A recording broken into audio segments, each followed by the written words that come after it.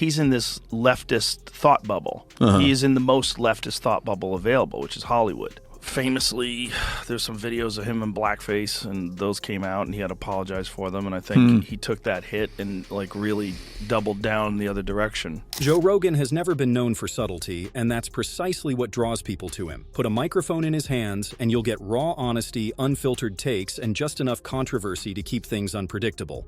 His show, The Joe Rogan Experience, has evolved into a cultural hub for deep conversations, fiery debates, and clips that spread across the internet at lightning speed. Millions tune in because they know they'll get something real, whether they agree with him or not. After he was sworn in, Trump gave his second inaugural address, which I have to say was more ominous than I anticipated. In order to ensure the security and continuing stability, the Republic will be reorganized into the first galactic empire. So this is how liberty dies. With thunderous applause. It's the kind of environment where conversations flow without restriction, where no subject is too controversial or too raw to be discussed openly. That level of unfiltered dialogue naturally attracts criticism, especially when Joe Rogan steps into the realms of politics or sensitive cultural issues. The openness of the space is both its strength and its most polarizing feature. Then there's Jimmy Kimmel, the polished, charismatic former host of Jimmy Kimmel Live on ABC, known for his quick wit and mainstream appeal. Kimmel rose to prominence by perfecting the tried-and-true late-night recipe of scripted jokes, star-studded interviews, and sharp commentary on current events. But in 2017, with Donald Trump entering the White House, Kimmel shifted his comedic approach into high gear, amplifying his political voice more than ever before. This evolution marked a turning point in how late-night comedy engaged with politics. It was not an uplifting or even well-written speech. Trump said the golden age of America begins right now. Twice, he bragged about a landslide victory. That was in no way a landslide victory. Did he say America's dick line is over? Yeah, America's dick line is over. In fact, it's right over there. There it is. Later on, the dick line turns into a circle jerk, and that's when the fun starts to happen. Kimmel's monologues grew sharper, his political punches landed more often, and he spoke his mind without hesitation. To many viewers, he emerged as a steady voice of reason during chaotic times, while to others, he embodied Hollywood's entrenched liberal bias. This divide cemented his role as both a celebrated entertainer and a lightning rod for criticism. The contrast between these two comedic giants could not be more pronounced. Rogan thrives in the raw, unscripted flow of marathon conversations, embracing unpredictability as part of his craft. Kimmel, in contrast, excels in the sleek, tightly packaged structure of late-night television. Their distinct approaches not only reveal their personalities, but also highlight the very different audiences they serve. Eventually, their paths were bound to cross, and when that moment came, the clash was nothing short of explosive. Because the guy was so polarizing. Boy, wouldn't it be fun to put Donald Trump in that hot seat, see how much that genius really knows? Right? And because he was such an easy guy to turn into a What would you say to him if you could get this thing? I would say, please, have a seat. You know what? Any time you spend on a game show is another hour you're not being president. Like you pointed to him, you're like, look at the way he talks. He's going to ruin the world. Can't tackle Donald Trump. He is the most important, the smartest, the most capable leader in the world, and he's not going to let someone push him around. It's a threat to democracy. We could do anything we can to stop him. So what do? They stop all the primaries. Trump, as has now been well established, is the greatest negotiator, the greatest deal maker, the greatest diplomat, and the greatest peacemaker that we have ever seen in this country. The spark was lit in the aftermath of Trump's inauguration. Rogan, in his usual off-the-cuff style, was riffing on current events during a podcast episode. The conversation turned toward late-night television and the flood of anti-Trump commentary dominating nightly monologues. That's when Rogan set his sights on Kimmel, and his critique went beyond just the jokes themselves. In his blunt way, he questioned the motives behind Kimmel's entire approach. Rogan argued that Kimmel wasn't delivering genuine comedy, but instead pandering to his audience with calculated political takes. His words landed with force, carrying a tone of frustration as much as humor, and listeners quickly picked up on the intensity. Social media lit up as the commentary spread, drawing sharp lines between fans and critics. Rogan's loyal supporters praised his refusal to tolerate what they saw as hollow, Hollywood-driven performances. To them, he represented an unfiltered honesty that cut straight through the noise. Today also happens to be Martin Luther King Jr. Day, of all days. And Donald Trump and Martin Luther King, they do have something in common. One had a dream, the other had Eric.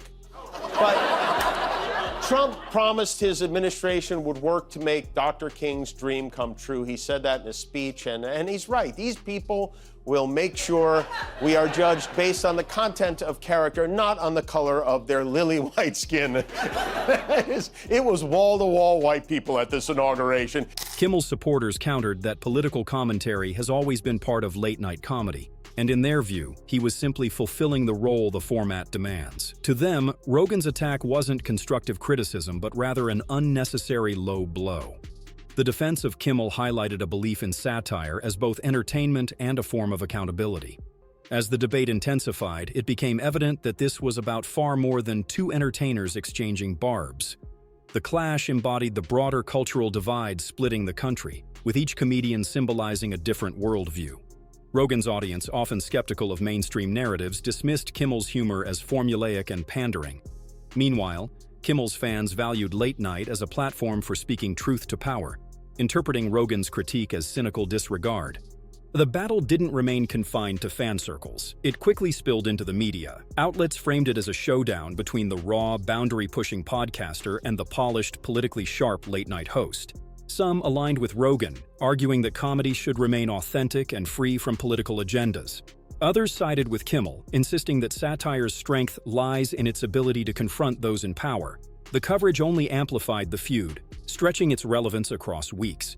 Neither Rogan nor Kimmel were strangers to controversy, making the clash feel almost inevitable. Rogan's podcast has long sparked debate by featuring an eclectic mix of guests, from scientists and intellectuals to conspiracy theorists and polarizing political voices. Critics accuse him of legitimizing dangerous rhetoric, while supporters frame his show as a rare space for open conversation and intellectual freedom.